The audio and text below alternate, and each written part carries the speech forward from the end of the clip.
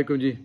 आज कोई लंबी चौड़ी बात नहीं करनी है, सिर्फ रावलपिंडी पुलिस के हवाले से बात करनी है कि रावलपिंडी पुलिस की तरफ से जो आला अफसरान हैं, जिनमें आला अफसरान तो हम कहते हैं आरपीओ या सीपीओ को, लेकिन उससे नीचे फिर एसएसपी ऑपरेशन और एसएसपी इन्वेस्टिगेशन भी होते हैं। लेकिन ये कहा यह जा रहा है कि जो एसपी पटवार हैं तारक महबूब मलिक, और उनके पास कोई और भी 2-3 चार्ज हैं, सीआईए का भी है और हेडक्वार्टर का भी है। पता नहीं ये और एसपीज़ की कमी है या वो फिर इतने काबिल हैं कि वो एक ही टाइम में 3-3 चार्ज चला रहे हैं। तो उनकी रिकमेंडेशन के ऊपर को 305 या इससे ऊपर नीचे कुछ लोगों को सज़ाएँ दी गई हैं रावलपिंडी पुलिस के अंदर, यानी सिपाही से लेके इंस्पेक्टर तक। और इनमें ख़वातीन जो कांस्टेबल्स हैं या हेड कांस्टेबल्स हैं या एएसआई और सब इंस्पेक्टर, वो भी शामिल हैं। सज़ा मुख्तलिफ उसमें वजूहत कुछ भी नहीं है, एक लिस्ट है, हाथ से लिखी हुई लिस्ट, उसको कंपोज़ करना भी गवारा नहीं किया गया। वो जारी की गई है जिसमें उनके नाम और आगे ओहदा, अगर वो एएसआई है या हेड कांस्टेबल है तो वो, और तकरीबन उनकी जो मैक्सिमम सज़ा है 2-2 साल तक उनकी सर्विस जो है वो ज़ब्त कर ली गई है।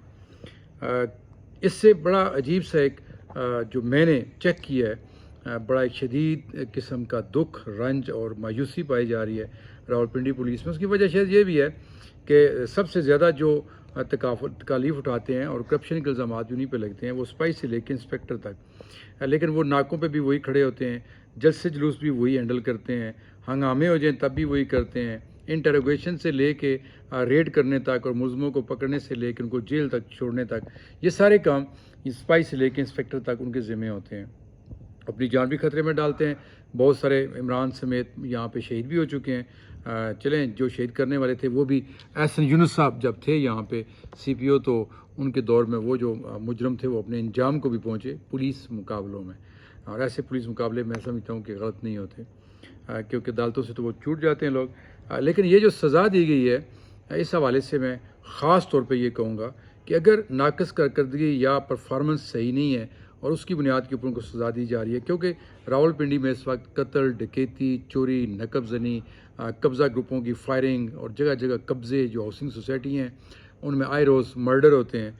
अगर उसकी बुनियाद पे किया गया तो फिर मेरा ख्याल है सबसे पहले तो ख़ुद सिटी पुलिस ऑफिसर को सज़ा मिलनी चाहिए, क्योंकि जो कमांडर होता है वो अगर ख़ुद कामयाब नहीं है जराइम को कंट्रोल करने में, तो फिर बनता नहीं है कि वो नीचे एसएचओज़ को सज़ाएँ दें। मैंने पहले एक आर्टिकल में भी लिखा था कि ताहिर रेहान को जिस जुर्म की सज़ा दी गई उन्हें फौरी सस्पेंड करके, तो क्या जो इस तरह के स्नूकर क्लब बने हुए हैं या शीशा सेंटर बने हुए हैं या मसाज सेंटर बने हुए हैं, क्या वहाँ एसएचओ जाके उनको हाथ जोड़ के कहें कि भाईजान मेहरबानी करें, सीपीओ साहब को पसंद नहीं है, ये बंद कर दें? तो ऐसा होता नहीं है, फिर डंडा सोटा उठाना पड़ता है। और ये कोई मेरा ख्याल है कि ऐसी बात नहीं जो सीपीओ को पता नहीं है थानों के अंदर किस किस्म का तशद्दुद होता है, और इन्हीं पुलिस अफसरान के ऊपर जो बैठे हुए हैं इनकी मर्ज़ी से होता है। कानून में तो फिर वो भी जायज़ नहीं है। इसी तरह खिज़र हैं, खिज़र हयात जो एसएचओ नसीराबाद है, उनके बारे में मैंने पढ़ा था कहीं पे कि उनके ख़िलाफ़ भी कोई एक इंक्वायरी हुई है और उनको बहुत जल्द महकमाना सख्त सज़ा दी जाएगी। हालांकि मेरे ख़्याल में जितने अरसे से मैं जानता हूँ वो चंद उन काबिल ऑफिसर्स में से है जो अपना काम बड़े अच्छे तरीके से करते हैं। और भी हैं लोग, लेकिन ये जो सज़ा दी गई है मैं समझता हूँ कि ये ज़्यादती है। और ख़ास तौर पर इसलिए जो पता चला है वो ये है कि उनको सफाई का मौका भी नहीं दिया गया, उनको कोई शुकाज नोटिस नहीं, ना उनको ये बताया गया कि उनके ऊपर इल्ज़ामात क्या हैं। तारक महबूब खुद रैंकर हैं, नीचे से ऊपर गए हुए हैं, एसपी हैं, मेरे ख्याल में तो अच्छे ऑफिसर हैं। उन पर ये इल्ज़ाम आ रहा है। मैंने उनको कॉल भी की, लेकिन शायद वो बिज़ी होंगे, कहीं पे फ़ोन अटेंड नहीं कर सके।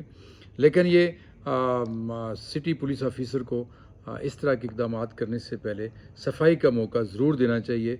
अपने जो सुबार्डिनेट हैं, जो मातहत हैं, जो उनके एक हुक्म के ऊपर अपनी जान हथेली पर रख कर बड़े जदीद किस्म के हथियारों से लैस जो मुसल्ह ग्रुप्स हैं पिंडी, इस्लामाबाद के इर्द गिर्द यहाँ फैले हुए हैं हाउसिंग सोसाइटियों में, वहाँ वो कार्रवाइयाँ भी करते हैं, पकड़ते हैं, और जहाँ तक मुमकिन होता है वो, हाँ, कोई ऐसा जुर्म है जो इंक्वायरी में साबित होता है तो बिल्कुल उनको सख्त सज़ा मिलनी चाहिए। क्योंकि अगर पुलिस के अंदर ख़ुद एहतसाबी का अमल नहीं होगा, महकमाना सज़ाएँ नहीं मिलेंगी, तो फिर पुलिस का भी थोड़ा सा काम ख़राब होता है। लोगों का अंदर पहले इमेज पुलिस का बहुत ख़राब है। लेकिन मैं उम्मीद करता हूँ कि अगर ये अपील अभी सीपीओ के पास लगनी है या आरपीओ के पास लगनी है, तो उनको जिनको ये सज़ाएँ दी गई हैं और इतनी बड़ी तादाद में लोगों को क्या कहते हैं वो, मुझे जहन में नहीं आ रहा, यक जुम्बश कलम इतने बड़े लेवल पे सज़ा दे देना کوئی مناسب نہیں ہے۔ غلطیاں ہر انسان سے ہوتی ہیں۔ میں پھر یہ کہوں گا کہ اگر جرائم پر قابو نہ پانے کی وجہ سے تو پھر یہ جو افسران بیٹھے ہوتے ہیں، سی ایس پی افسر ہوتے ہیں جو ڈی ایس پی اور اس سے اوپر ہوتے ہیں، اور جو ڈی ایس پی تو خیر رینکر ہوتے ہیں، لیکن اے ایس پی آتے ہیں، پھر ایس پی آتے ہیں، تو پھر ان کو بھی میرا خیال ہے کہ لوز کمانڈ کرنے کی سزا ملنی چاہیے ان کے ساتھ ساتھ۔ اور میں سمجھتا ہوں خاص طور پر خواتین جن کے ساتھ پہلے ہی بڑا استحصال ہوتا ہے، اور یہ کوئی ڈھکی چھپی بات نہیں ہے کہ خواتین جو لیڈی کانسٹیبلز ہیں، جو ہیڈ کانسٹیبلز ہیں، جو اے ایس آئیز ہیں، جو سب انسپیکٹرز ہیں، اگر وہ تھانوں میں ہیں تو ان کو پک اینڈ ڈراپ کی سہولت تک نہیں دی جاتی تھانے کی طرف سے۔ احسن یونس کے دور میں تھوڑی سی سہولیات ملی تھی، تھوڑی سی نہیں کافی ساری ملی تھی، لیکن اب میں نے سنا ہے کہ بہت ساری چیزوں کو کٹ لگا دیا گیا ہے۔ تو جب ایسے حالات ہوں تو پھر نہ آپ کرپشن کو روک سکتے ہیں، نہ بدعنوانی کو روک سکتے ہیں، اور نہ اختیارات سے جو تجاوز ہے اس کو آپ روک سکتے ہیں۔ تو پہلے اپنے آپ کو ٹھیک کیجئے، اور پھر نیچے سزا کے ساتھ ساتھ جزا کا جو عمل ہے یہ بڑا ضروری ہوتا ہے۔ مجھے پتہ چلا ہے کہ پیر نصیر شاہ ایک لمبا عرصہ کھڈے لین رہنے کے بعد ان کو کسی تھانے میں ایس ایچ او لگایا گیا، چکوال کے ہیں، چکوال میں رہے بھی ہیں، بڑی اچھی شہرت کے عمل ہے۔